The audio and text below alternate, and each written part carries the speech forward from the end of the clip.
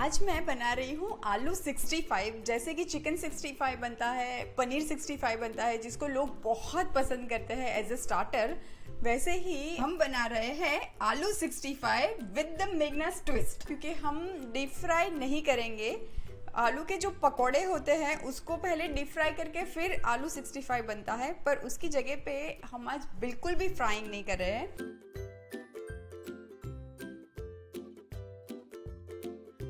इसलिए मैंने यहाँ पे ये बेबी पोटैटोज़ लिए हुए हैं। जो छोटे वाले ऐसे पोटैटोज़ थे उसको पूरा ही रखा है, पर जो थोड़े से बड़े थे उसको ऐसे 2 पीस में कट कर लिया है।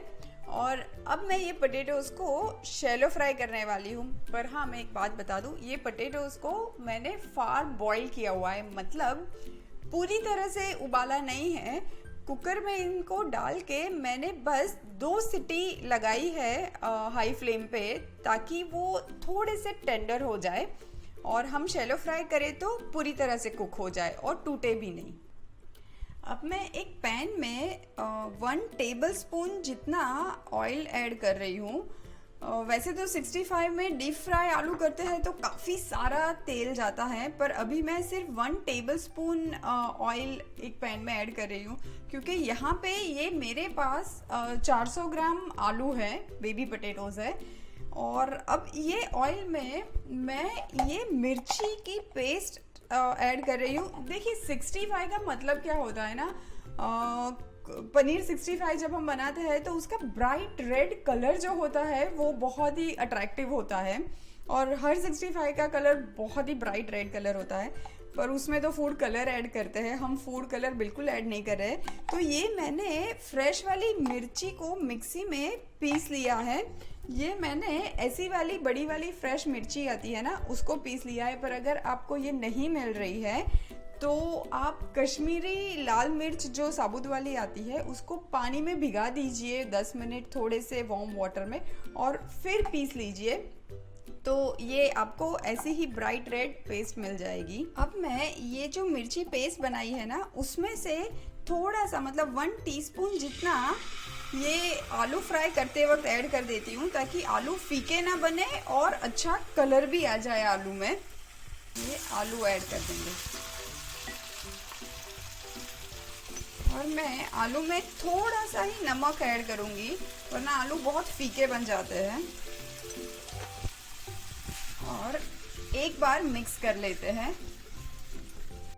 अभी हमें आलू को तब तक पकाना है जब तक एक अच्छा गोल्डन ब्राउन उसके ऊपर लेयर आ जाए। आप देख सकते हैं कि बहुत अच्छी आलू पे गोल्डन परत आ चुकी है।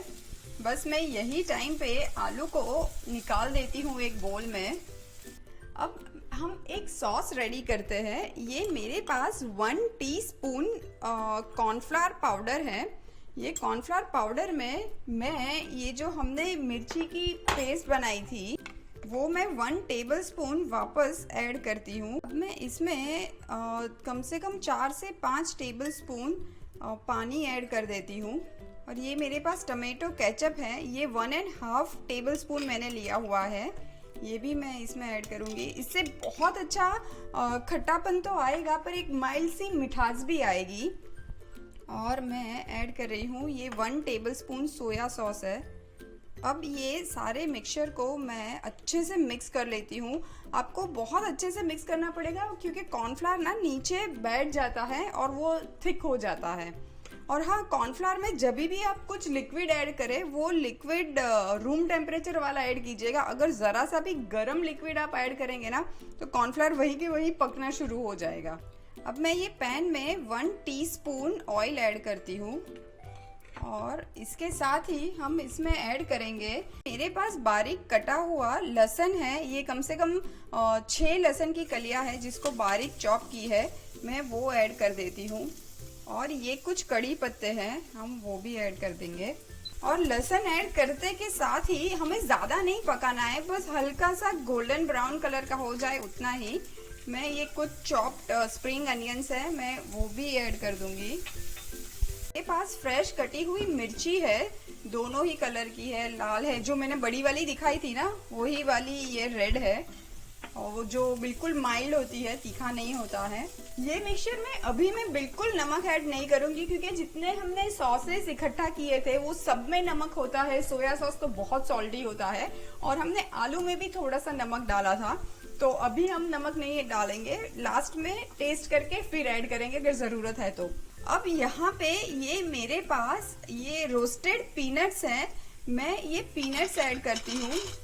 वैसे 65 में कभी पीनट्स नहीं होती है, पर मैंने पीनट्स ऐड की हुई है। इसका रीज़न यही है कि जब भी कोई डीप फ्राइड चीज़ का हम हेल्दी वर्जन बनाते हैं और अपने फैमिली को इंट्रोड्यूस करते हैं, बच्चों को इंट्रोड्यूस करते हैं, तो सबसे पहली कंपैरिजन वही आती है कि जो हमने फ्राइड वाला खाया था ये वैसा नहीं लगता है, क्योंकि वो टेक्सचर मिस कर रहे होते हैं। तो मेरी कोशिश हमेशा वही रहती है कि हेल्दी वर्जन जब भी बनाए तो जितना हो सके उतना वो वाला फ्राइड वर्जन वाला टेक्सचर के पास जाने की मैं कोशिश करती हूँ।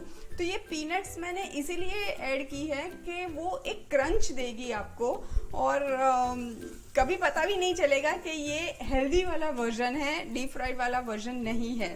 तो ये मेरा ट्विस्ट है 65 में। अब ये जो हमने लिक्विड तैयार किया था कॉर्नफ्लावर एंड सब सॉसेस का, मैं वो इसमें ऐड कर देती हूँ और तुरंत ही मिक्स करेंगे, क्योंकि कॉर्नफ्लावर तुरंत ही पकने लगता है। और टेम्परेचर को स्लो करके फिर कॉर्नफ्लावर वाला मिक्सचर ऐड करिएगा, वरना वो तुरंत ही चिपक जाएगा। और ये मिक्सचर अभी भी मुझे अच्छा खासा गाढ़ा लग रहा है, मैं इसमें थोड़ा सा पानी ऐड कर देती हूँ। ये कॉर्नफ्लावर का मिक्सचर पक चुका है, पहले से अच्छा खासा गाढ़ा भी हो चुका है।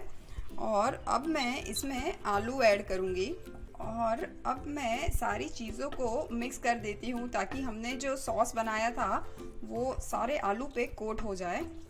ये आलू 65 तो रेडी है, बहुत ही टेम्पटिंग लग रहा है, पर बस लास्ट में मैं एक बार नमक टेस्ट कर लेती हूँ। बिल्कुल ज़रूरत नहीं है, परफेक्ट बनाए।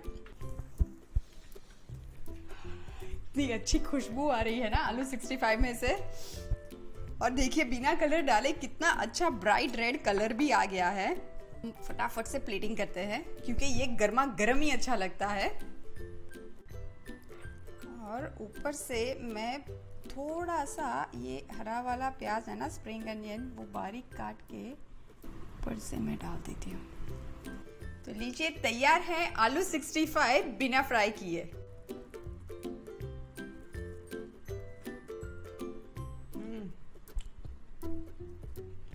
पीनट का क्रंच ना पता ही नहीं चल रहा है कि आलू फ्राइड नहीं है।